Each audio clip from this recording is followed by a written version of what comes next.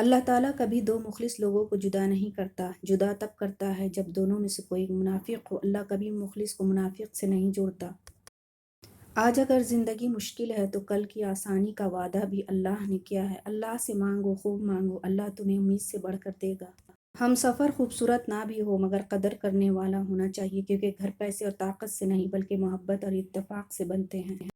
خواہشیں بادشاہ کو غلام بنا دیتی ہیں مگر صبر غلاموں کو بادشاہ بنا دیتا ہے۔ کسی انسان کو دکھ دینا اتنا آسان ہے جتنا سمندر میں پتھر پھینکنا، مگر یہ کوئی نہیں جانتا کہ وہ پتھر کتنی گہرائی میں گیا ہے۔ جو تمہیں خوشی میں یاد آئے سمجھو تم اس سے محبت کرتے ہو، اور جو تمہیں غم میں یاد آئے تو سمجھو وہ تم سے محبت کرتا ہے۔ وہ ذات رات کو بیٹھے پرندوں کو نیند میں گرنے نہیں دیتی، وہ ذات انسان کو کیسے بے یار و مددگار چھوڑ سکتی ہے۔ جس کا ظرف دیکھنا ہو اسے عزت دو، فطرت دیکھنی ہو تو اسے آزادی دو، نیت دیکھنی ہو تو اسے قرض دو، خصلت دیکھنی ہو تو اس کے ساتھ کھانا کھاؤ۔ جب کوئی محبت کرنے والا انسان تم پر غصہ کرنا چھوڑ دے تو سمجھ جاؤ کہ تم اس کی نظر میں اپنی اہمیت کھو چکے ہو۔ دوستی کرنا اتنا آسان ہے جیسے مٹی سے مٹی پر لکھنا، اور دوستی نبھانا اتنا مشکل ہے جیسے پانی سے پانی پر لکھنا۔ سب سے زیادہ قابل نفرت وہ شخص ہے جو لوگوں میں عیب تلاش کرتا ہے۔ تم مانگتے وہ ہے جو تمہیں اچھا نظر آتا ہے، مگر اللہ وہ دیتا ہے جو تمہارے لیے بہتر ہوتا ہے۔ محنت کا پھل اور مسئلے کا حل رب دے گا، یہ مت سوچو کب دے گا، جب دے گا بے حساب دے گا۔ اپنے دوست کو نصیحت کرو، جان پہچان والوں کی مدد کرو، اور عام لوگوں کے ساتھ اخلاق سے پیش آؤ۔ دنیا کا سب سے خوبصورت تحفہ اچھا اور نیک ہمسفر ہے جو قیمت سے نہیں قسمت سے ملتا ہے۔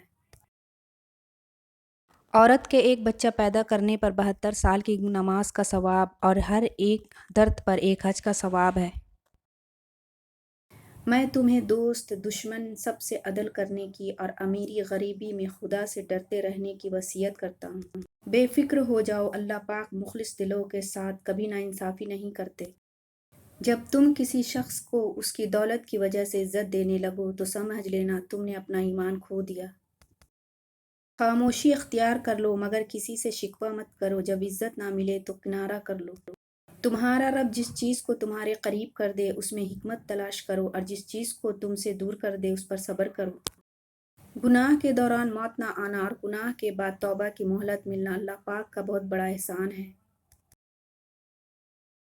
پریشان نہ ہوا کرو، اللہ نے تمہارا مستقبل تمہاری سوچ سے بہتر لکھا ہوا ہے۔ جو مقدر لکھنے والی ذات ہے اس کے پاس مقدر بدلنے کا بھی اختیار ہے۔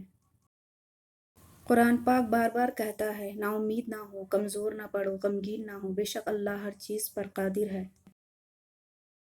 کسی سے نہ ڈرو، نہ جھکو، نہ مانگو، یہ سب لوگ فقیر ہے، اللہ سے مانگو، وہ غنی اور بادشاہوں کا بادشاہ ہے۔ دھوکہ دینے کے 1000 طریقے ہیں لیکن سب سے گھٹیا طریقہ محبت اور ہمدردی کا دکھاوا کرنا ہے۔ ایک دوسرے سے بغض نہ رکھو کیونکہ یہ ہر خیر و برکت کے زوال کا باعث ہے۔ اپنا کردار بنانے میں مشغول ہو جاؤ کہ دوسرے پر تنقید کرنے کا موقع نہ ملے۔ جو دل دوسروں کی تکلیف دیکھ کر بے چین ہو جائے تو جان لو کہ اس دل میں اللہ رہتا ہے۔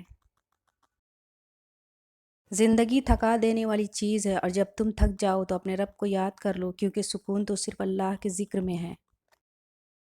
پوچھا گیا انسان کب برا بنتا ہے؟ فرمایا جب وہ اپنے آپ کو دوسروں سے بہتر سمجھنے لگے۔ ہمیشہ چھوٹی چھوٹی خوشیوں کا استقبال کیا کرو کیونکہ انہی کے پیچھے محبتوں کا سیلاب ہوتا ہے۔ تھوڑی چیز دینے میں شرم نہ کرو کیونکہ دینے سے محروم رہنا اس سے بھی تھوڑا ہے۔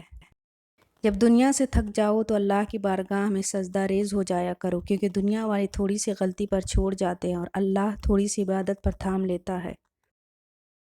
مشکلات ہمیشہ بہترین لوگوں کے حصے میں آتی ہے کیونکہ وہ اس کو بہترین طریقے سے انجام دینے کی صلاحیت رکھتے ہیں۔ سب سے بڑا عیب یہ ہے کہ تم کسی پر وہ عیب لگاؤ جو تم میں خود موجود ہے۔ برے لوگوں کو اچھا کہنا بدترین گناہوں میں سے ہے۔